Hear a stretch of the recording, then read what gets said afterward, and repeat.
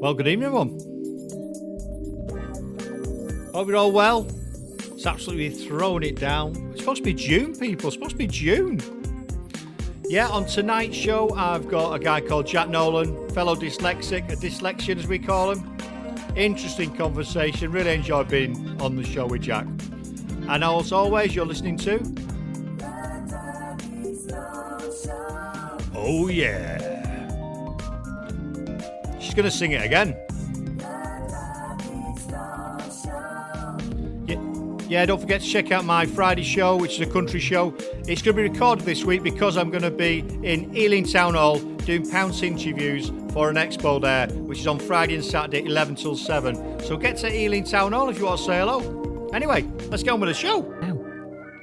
Right, good evening, people. So we're always looking for interesting guests, and got a cracker here, a referral from someone else I know, from my mate Brad Burton. He's been on the show, check that one out. I've got Jack Nolan on, so we've just had a pre-chat, and I've had to start recording because it's quite an interesting conversation. Good evening, Jack. You all right there, Kirk, mate? Yeah, I'm sound, buddy. So do you want to give people introduce yourself, tell them what you're actually doing currently? Yeah, so my name's Jack Nolan, and basically my story is I had a bit of a mental health breakdown last year.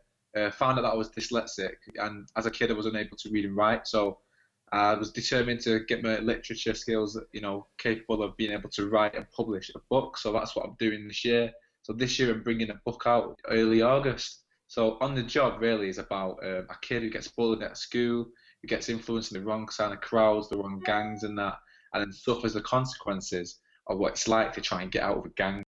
Is that's not around dyslexia then? It's totally...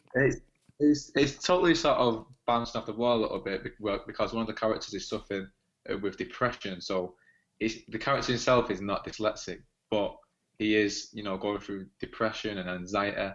Stuff that I've felt and experienced myself. Sort of just tried to demonstrate that through the character and his journey.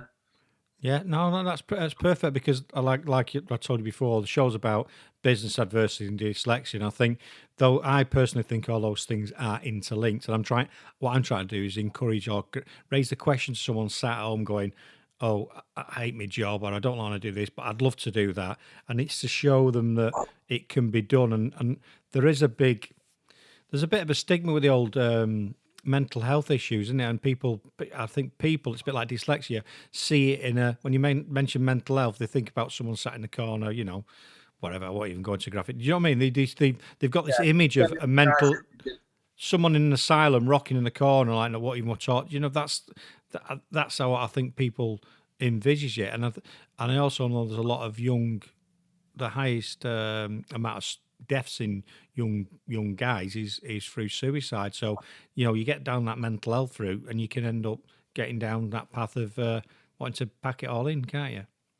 Exactly, mate. You can, and you've got to sort of get yourself away from negative circumstances so that you can put yourself in a better opportunity. I think behind every negative, like my dyslexia, when I couldn't read, it was frustrating me. When I couldn't write, I was getting laughed at and bullied in school. Picked on as that dumb kid in the class. It's humiliating because you feel like you can't be like everybody else, but then you've got to realize that, fish can't climb trees. Yeah. So you've got to sort of find your own way around it, which you probably have found yourself as well, that, that you can do it. And for me, writing a book is sort of saying a big fuck you to sort of everyone who's ever looked at me as this dumb sort of kid who couldn't write to now going from unable to write to being, a published author, which again, hopefully will inspire other people who are dyslexic, whether they're even going out through mental health circumstances, what are difficult, or just everyday people, whether they're businessmen, whether they're, entrepreneurs, whether they even work at Tesco, it doesn't matter where you are currently now.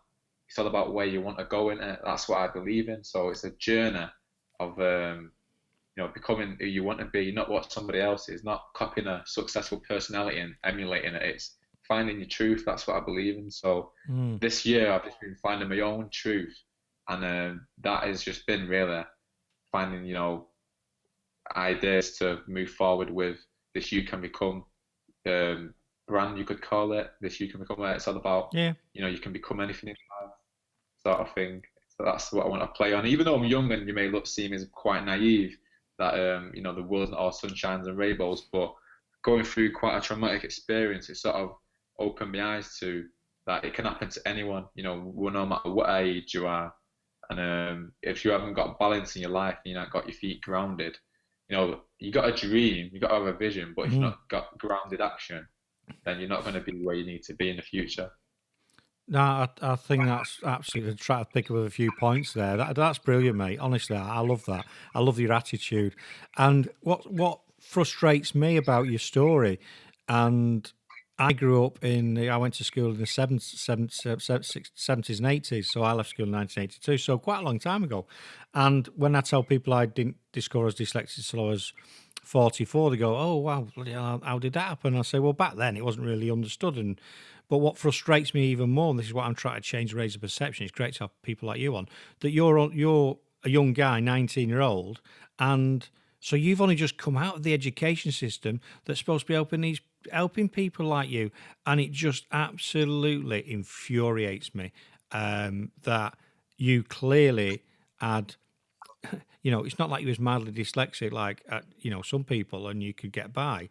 You obviously had you could probably quite severely dyslexic if you couldn't read and write at school. It's bonkers. I know it's bonkers. I'm presently 20 now, so last year I was 19 when it all happened, my major sort of meltdown.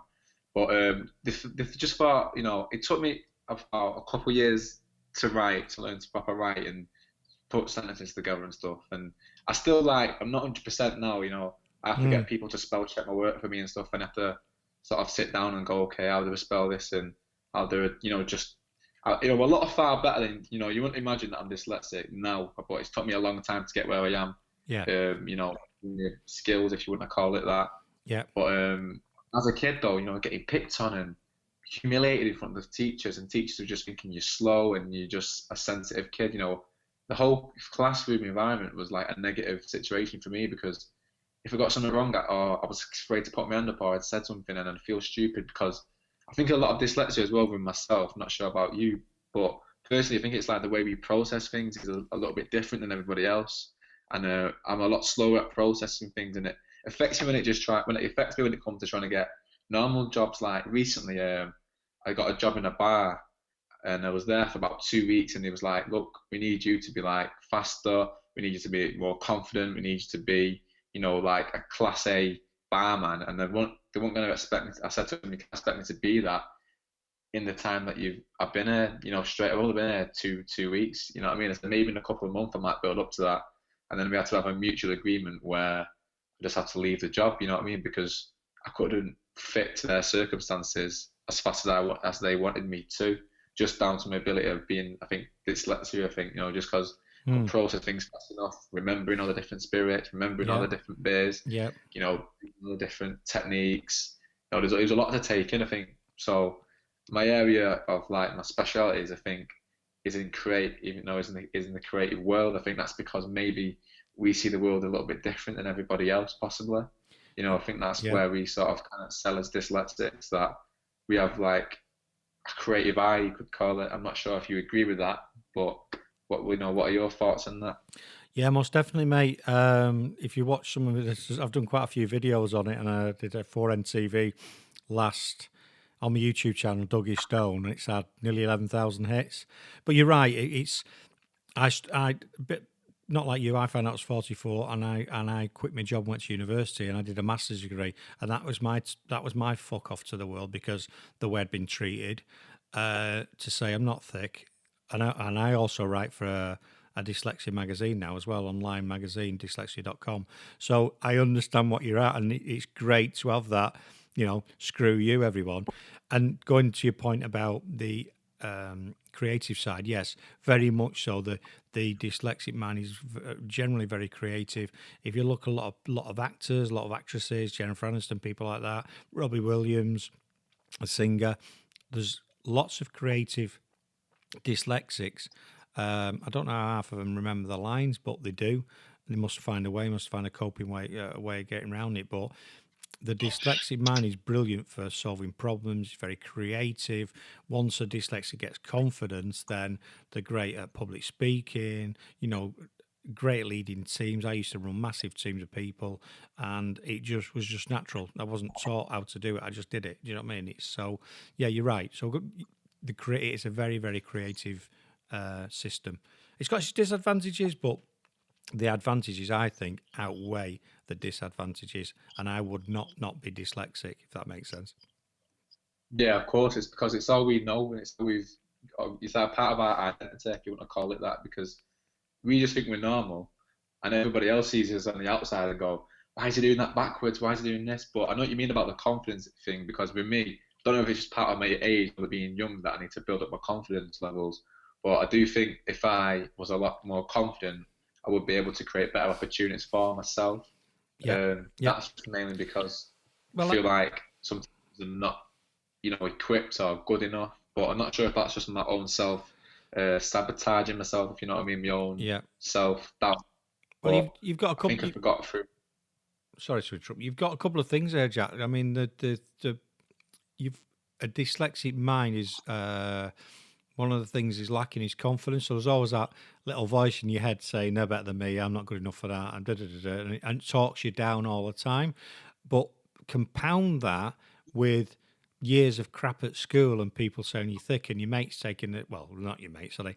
Kids taking the piss out of you at school in the class, and you're fearful of that. So you've got all that in your head that you've got to sort of unravel and dump off somewhere because it's nonsense. Yeah, it's Yeah, and the education system, it's society that says because you can't do this, you're not right, you're different, regardless of what anyone says. That's what they're saying. You're different. You do, you've got a disability, whatever. Which I hate the term.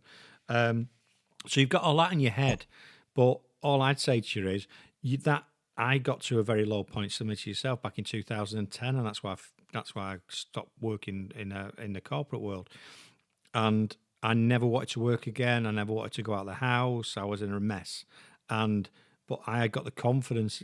I gained confidence from going to university, realizing that I could do stuff, and my wife pushed me down that route, helped me push me down that route, and she also was my support, my mentor, and my confidence. And then as I've started to meet other people in the last couple of years, then they're giving me positive feedback because of things I'm doing, and that further boost it. So I reckon in the next, give yourself another 6 to 12 is it? months, and I, Oh, and 6 months, 6 12 months. I reckon give yourself 6 to 12 months. Get round some positive people. Surround yourself with people that are not just going to blow smoke at your backside, but generally you want to be around. Yeah. So find the network of people that you want to be around that are on the same sort of journey as you, got the same sort of ideas as you, and I guarantee within 6 to 12 months you'll feel like a totally different person, and you'll just it'll just be a steady climb to the point when one day you'll turn around and go, where's Jack?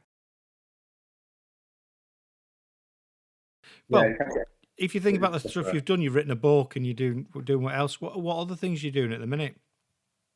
Just really focusing on like trying to get back into the creative world because I keep drip feeding in and out of it, in and out of it, and, Yeah, and like doing a lot of free work. But like I was speaking to a mate the other day who works in a marketing company, and he said there's some like job vacancies coming out soon. So hopefully I'll get an interview there and just see if I can pick up some paid work, yeah, because I feel like I've done the rounds a little bit now doing the free work. You know what I mean? I've done it for about a year, just doing free work, jumping from free job to free job. So hopefully I've gained enough experience to be able to give, so someone can see in me that I'm a bit yeah, of a fighter, if you know what I mean. I'll keep going to yeah. Because get in. that's why I always advise people when they're starting a business or they want to start something. You can, I mean, you're in a position where you're doing your work at the minute, but if they've got something that keeps them ticking over, where they can focus on the stuff that they like doing, say at other times, then Yeah, that's what I always advise. But yeah, there does come a point where you're doing free things for free because you need the experience, you need the exposure, you yeah, need those things, don't you? You need the yeah. you can't just go in and say, "Oh, I can do this," if you've never done it, even though you probably I can do thought, it.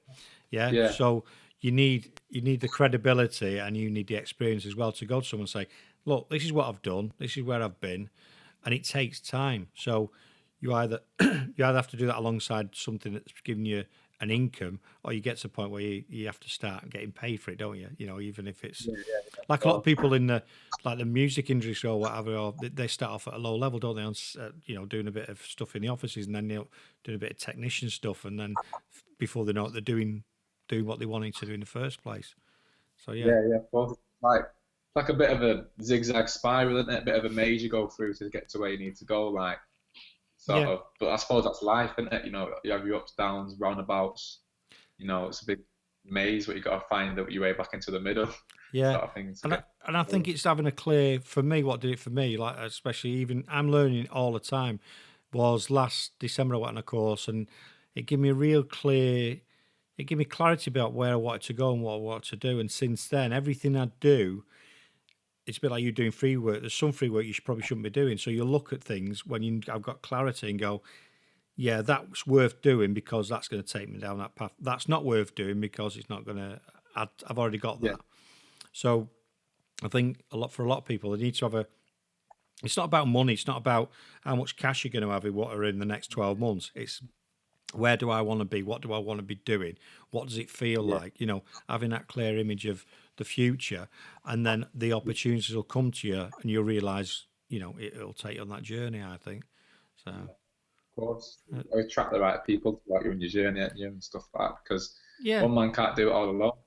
no, correct. And like I say, you've been on a. It's like this. You've been on a course. Someone that I know, someone that you know, because obviously been on the, and he's put you up, and we're talking Yeah, today. Yeah, we only connected yesterday, but we're talking. So straight away, yeah, yeah, that's yeah, happened. He's believed in you to put you in contact with me, and I've believed in you to bring you and put you on the show. Do you know what I mean? yeah. So Of that's a big. course. It's got to be a It's big. It's a amazing. big tick in it. So, Yeah, and that's not just. I'm just using it us an example. So what happens from there? Something else will happen, and something else will happen. It just all starts to grow and starts to build from there. So yeah, until you get to where you got to get to, but just keep believing in yourself. Considering where you've come from, the crap you've had, you've written a book. It's you're on. You've started. It's all started. It'll all start to slot in place now, and it all starts to come together. I'm sure. So, but Thank you. but and you've been on Brad. And you've heard. I don't want to keep talking about Brad. He always ends up on my show sometimes. But even he gives the analogy. A lot of people the pizza delivering the pizzas to keep his job going, to keep his dream going. Yeah. We've got a couple of businesses and we do other things. And when we first started, it was like we're going to do X because that'll allow us to do Y and and build it up nice as a nice steady space. Yeah, nice steady pace, and that's Little what we've done. sacrifices I make and stuff. Yeah, so That you mean you we're gonna either sacrifice this so one can get here, sort of thing. That yeah. So little. we'll go and do a bit of contracting and get paid work. It might not be worth something. It's something we can do, but it's not something we want to do, but we can do it. So we go and do that. Whilst that finances this other thing over here that we really want to do. So as that builds up, then we can start drop. You can start dropping the other thing off. So it's all about. But I mean, it's not going to happen overnight, is it? But it's about knowing that and No, having yeah, a control way to approach it. And all, like I say, you yeah. started with a book. So how long did it take to write the book?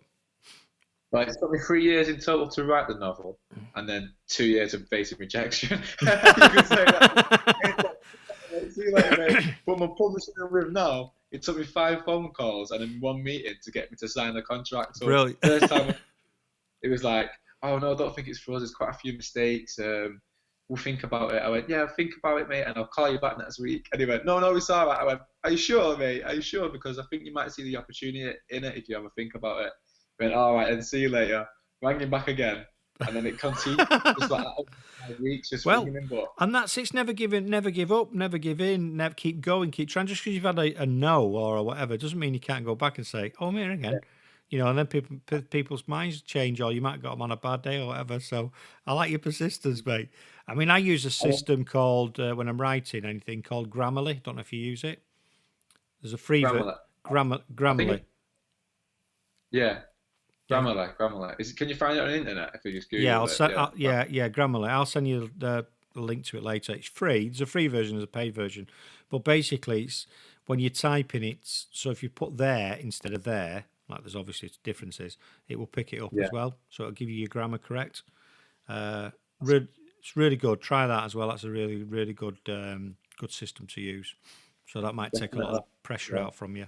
So and dictating's quite good as well, but obviously you need to know what you've dictated if it's right. But anyway, that's another story. But yeah, that's pretty good. But to be, I think it's pretty, like I say, I want people on the show for the messages and the journey that they've been on, and to show there'll be someone else out there that finds out the kid's dyslexic and go, oh, the world's ended. But then you go, actually, well, this guy's had a crap time, but he's written a book.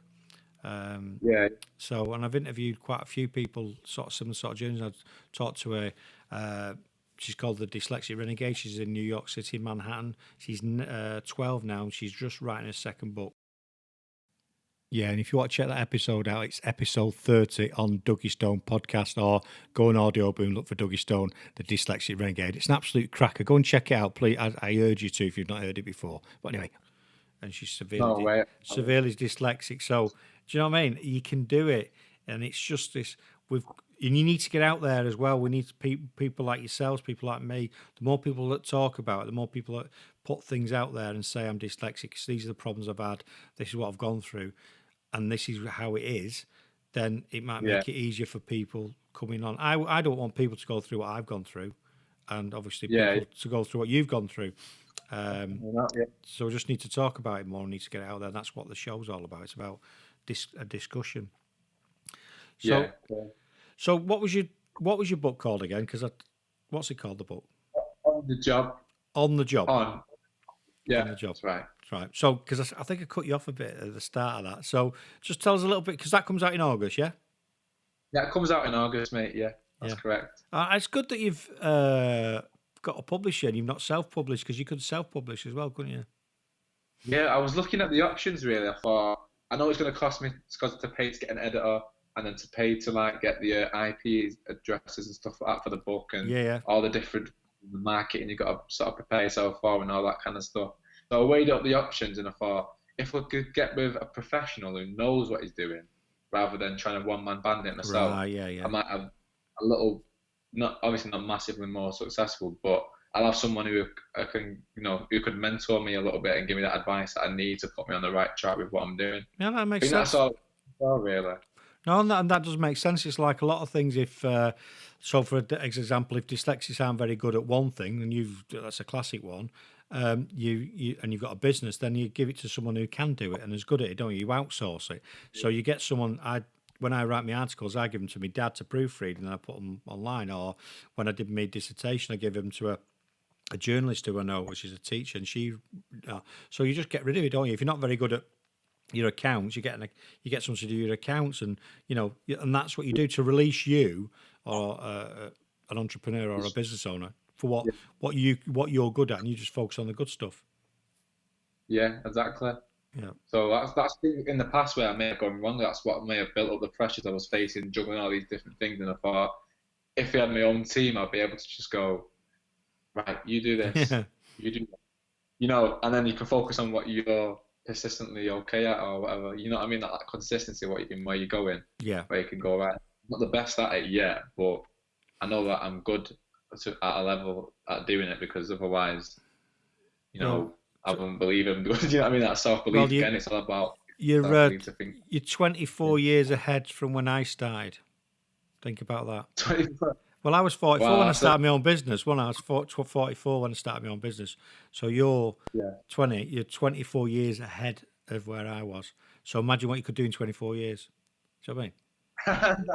that might have blown my mind a little bit. I'm only thinking it. Think about the hearing now. Yeah, 24. I'm 51, mate. I'm 51. I'm 31 years older than you. Do you know what I mean? So and it's just experience, and as you go along, you'll learn things. And like I say, you just surround yourself with people that are on a similar journey to you. And if you surround, they always say your 5 of the 10 people you're around is what you become, and like your wealth or whatever you as an individual. And it's about picking those people to be around and be involved with. That will help you grow and develop and become and get you on your journey. So that's what I'd say to anyone. So I've met a lot of people in the last couple of years who've become really good friends, and we're all our businesses are all developing at some sort of rates, different rates, but we're all tend to be going up, and we're all bounce off each other. You know what I mean? If you've got any issues or you want advice or you've got people to turn to and look to. So when are you going to write your second book then? I'm in the process of doing it now. It's not going to take you 3 years. It's not going to take you 3 years though, is it, this one? No, this one I'm aiming. I think if I stay consistent, maybe a year and a half or something. Cut it because I'm aiming for 60,000 words instead of 100,000. Because Right. at first I didn't think. I just go ahead. I thought 100,000 words sounds like a good thing, and that's the equivalent to 2 books. 100K word count. Now you could have cut it in half and had 2 books out, couldn't you? In terms of printing costs, I'm speaking to the publisher. He said you might as well just put in the book 1, halfway through it, and a little page saying book 2. But I can't say to people I've written 2 books. Hey, why not? Yeah, thanks for being on the show.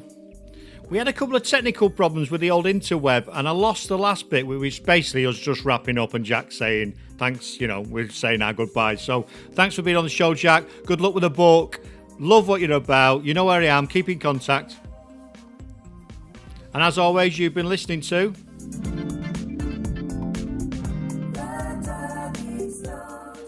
Oh Yeah.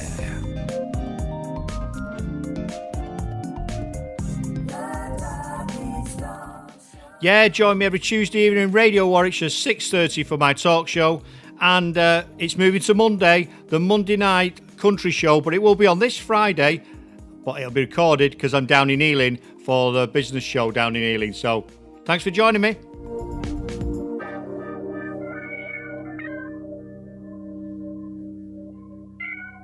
See ya. Radio Warwickshire